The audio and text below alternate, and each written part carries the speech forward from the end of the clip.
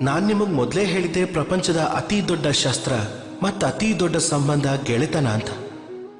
ಆದರೆ ಈ ಗೆಳೆತನ ಹೇಗಿರಬೇಕು ಅಂದರೆ ಹಾಲ್ನಲ್ಲಿ ಬೆರೆಸೋ ನೀರಿನ ಥರ ಈ ಗೆಳೆತನ ಇರಬೇಕು.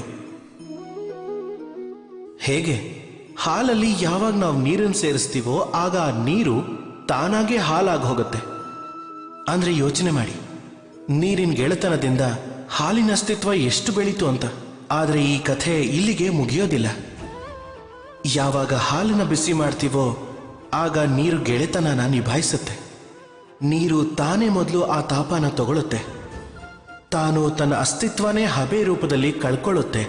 ಆದರೆ ಹಾಲನ್ನು ಬಚಾವ್ ಮಾಡುತ್ತೆ. ಮತ್ತದಾದ್ಮೇಲೆ ತನ್ನ ಗೆಳೆಯ ಹೋಗಿದ್ರಿಂದ ಹಾಲಲ್ಲಿ ಕುದಿ ಬರುತ್ತೆ. ಅದು ಪಾತ್ರೆಯಿಂದ ಉಕ್ಕಿ ಹರಿಯೋಕ್ ಶುರು ಮಾಡುತ್ತೆ. ಅದು ಮತ್ತೆ ಶಾಂತವಾಗೋದು ಅದರಲ್ಲಿ ಸ್ವಲ್ಪ ನೀರನ್ನು ಸೇರಿಸಿದಾಗಲೇ. ಅದರ ಅರ್ಥ ಗೆಳೆತನ ಏನಂದ್ರೆ ಗೆಳೆಯನ ಅಸ್ತಿತ್ವನ ವಿಸ್ತಾರ ಮಾಡೋದು. ಗೆಳೆತನ ಏನಂದ್ರೆ ಗೆಳೆಯನಿಗೋಸ್ಕರ ತನ್ನ ಅಸ್ತಿತ್ವನೇ ಬಲಿ ಕೊಡೋದು. ಗೆಳೆತನ ಏನು ಅಂದ್ರೆ ಸುಖ ದುಃಖ ಎರಡನ್ನೂ ಗೆಳೆಯನ ಜೊತೆ ಸೇರಿಸ್ಕೊಂಡಿರೋದು. ಅದಕ್ಕೆ ಎಂಥ ಗೆಳೆತನ ಮಾಡ್ಕೋಬೇಕು ಅಂದ್ರೆ ಅದ್ರ ಎದುರಿಗೆ ಕುಬೇರನ್ ಖಜಾನೆನೂ ಖಾಲಿ ಕಾಣಬೇಕು. ರಾಧೆ ರಾಧೆ.